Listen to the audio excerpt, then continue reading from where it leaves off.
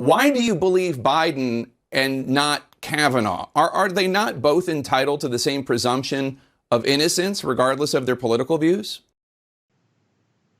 That was Jake Tapper asking a question that many are wondering about when it comes to some of the defenses that establishment Democrats have used against Tara Reade in an effort to defend Joe Biden, who's been accused of sexual assault. Now, Gretchen Whitmer, who's a possible VP pick for Joe Biden, was asked that question. Let's hear what she has to say. Jake, as a survivor and as a feminist, I'll say this. We need to give people an opportunity to tell their story. But then we have a duty to vet it. And just because you're a survivor doesn't mean that every claim is equal. It means we give them the ability to make their case and the other side as well, and then to make a judgment that is informed. I have read a lot about this current allegation. I know Joe Biden, and I've watched his defense, and there's not a pattern that goes into this. And I think that for these reasons, I'm very comfortable that Joe Biden is who he says he is. He's, and you know what? And that's all I'm going to say about it. I really resent the fact that every time a case comes up, all of us survivors have to weigh in. It is reopening wounds, and it is, take us at our word, ask us for our opinion, and let's move on. So that was Whitmer's response to it. I do want to just quickly clarify one statement she made and provide some facts to it, because she says that there's no pattern. And I hear this point regurgitated quite a bit by centrist Democrats. But the truth is, while there haven't been any other credible allegations of sexual assault, there certainly has been a pattern in regard to Biden invading the personal space of women, touching them in ways that they felt uncomfortable with. In fact, Reade was one of 8 women who came forward last year with allegations that Biden made them feel uncomfortable with inappropriate displays of affection. And this case is actually I wouldn't say very different from the Christine Blasey Ford case. And that was the woman, of course, who accused Brett Kavanaugh of attempting to rape her. This is a little different in that you have several people now who have gone on the record to tell reporters that Tara Reade did share details of what allegedly happened to her at the time that it allegedly happened. And so that's way more evidence than we had in the Dr. Ford case.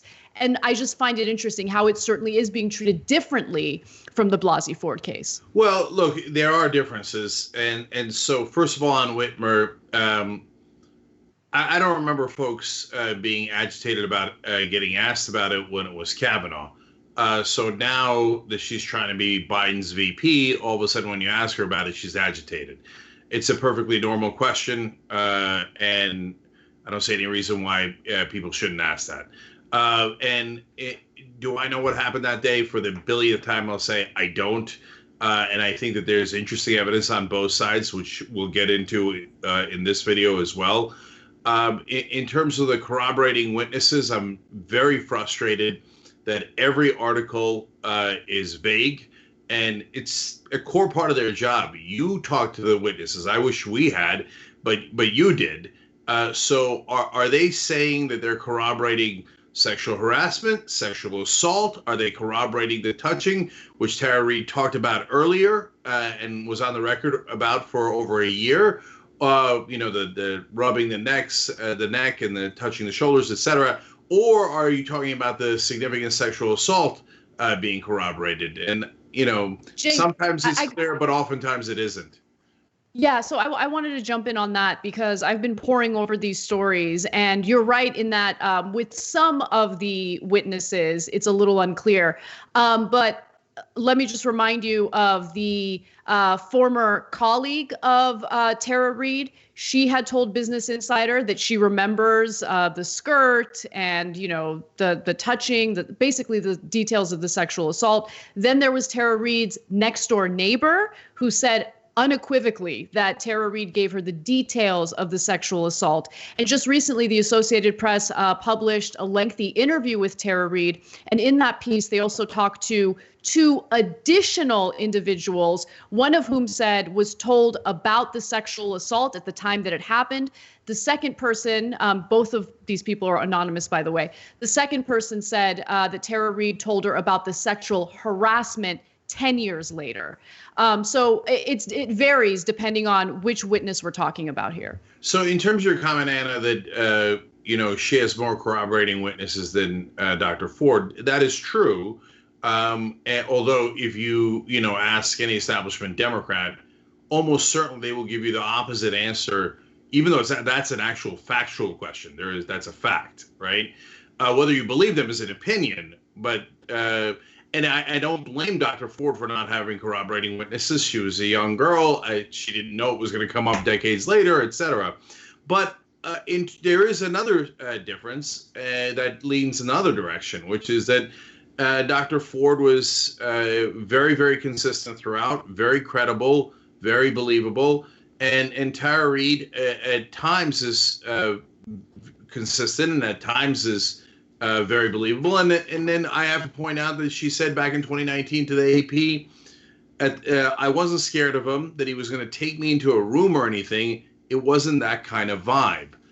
Now, that was just a year ago. That wasn't a long time ago. So I don't know why in the world she said that if she had already been sexually assaulted by him and she knew that that's exactly the kind of vibe that he gave out, because that's what he did to her. So I'm not saying that's what he did. I don't know why she would say that if she did experience it.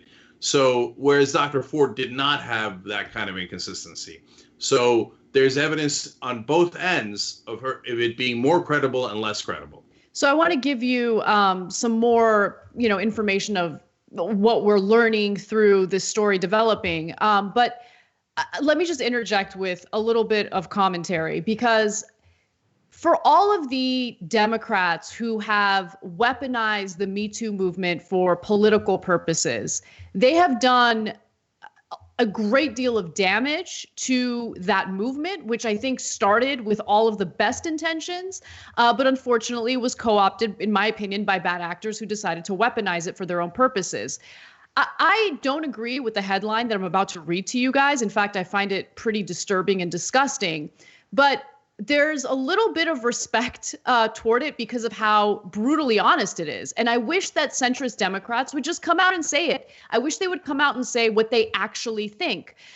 Just like Robin Abkarian, a columnist at the LA Times, did over the weekend. She published a column with this headline: "Whatever happened with Tara Reade in 1993, Biden is still infinitely better than Trump." That is a strong statement to make, because whatever happened with Tara Reade, so if he raped her, doesn't matter. It's okay. It's okay if Tara Reade was raped, because Biden's still better than Trump. I mean, I don't agree with that, obviously, right? I think that, making a value judgment based on two people who could be sexual predators is an issue, to say the least. But I just wish, Whitmer would just say it. Look, regardless of what happened, I think that Biden would be a better candidate, would be a better leader for this country. Just say it, but stop pretending like you see a significant difference in the credibility of Dr. Ford versus Tara Reade. It's just a disgusting way of handling it, because it needlessly smears and attempts to discredit a woman who has come forward with these allegations and literally has nothing to gain from it whatsoever. So as far as we know, look, in terms of the centrist Democrats, some of them are now using the same talking points that the Republicans used to use. Why didn't she come out earlier? Why did she ever praise Biden? I mean, this is what Republicans said about Anita Hill. This is what they said about Christine Blasey Ford. So now the same people who are outraged by Republicans saying that are saying the same exact things about Tara Reade. So look, I think the Tara Reade allegations are totally removed from any judgment on how good or bad a candidate Donald Trump is. So, how you vote 6 months from now, to me, is a completely different issue than whether this is true or not true. I mean, so it's like saying, okay, well, if Biden did this, then he is worse than Hitler. Or even if Biden did this, he is still better than Hitler. Okay, why are we? I mean, I know why we're talking about Hitler in this case because he's running against them, but right, it's apples and oranges. So, and I think that what's frustrating me about it is that centrist Democrats feel like if they say this happened, then they have to somehow admit that Trump is better than Biden, but they don't have to admit that at all. Trump is accused of 12 sexual assaults and harassments. So over 12, over a dozen. So, I mean, some counts are in the multiple dozens, depending on how you count Trump's aggressions. So you don't have to say that Biden is worse than Trump to say that this happened. Or if you say this happened, it doesn't mean you have to vote for Trump. But like, we live in a world where there is no longer news. There's only two sides. You're either going to vote this way or you're going to vote that way. And everything is partisan and everything is viewed through that partisan lens. So, for example, on this show, when we break that partisan lens and we say, hey, listen, Tara Reade could be right and Trump could still be a monster, it doesn't compute. So hence we get charged with, oh, so you want Trump to win, which, like, in a logical world has no nexus whatsoever. But in a world that is purely partisan, that is how they view it. So if I want Trump to lose, I'm going to say Tara Reade's a liar. And God damn it, don't do that, because those two things are not logically connected, and it's totally not fair to her. Now, that also doesn't mean she's definitely telling the truth. I don't know. There's facts on both sides. And by the way, saying there's facts on both sides doesn't mean that they're equal either. There could be 90% on one side, 10% on another side.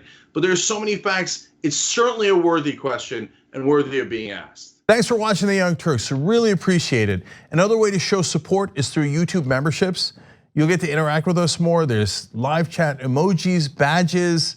You've got emojis of me, Anna, John, JR. So those are super fun. But you also get playback of our exclusive member-only shows and specials right after they air. So all of that, all you gotta do is click that join button right underneath the video. Thank you.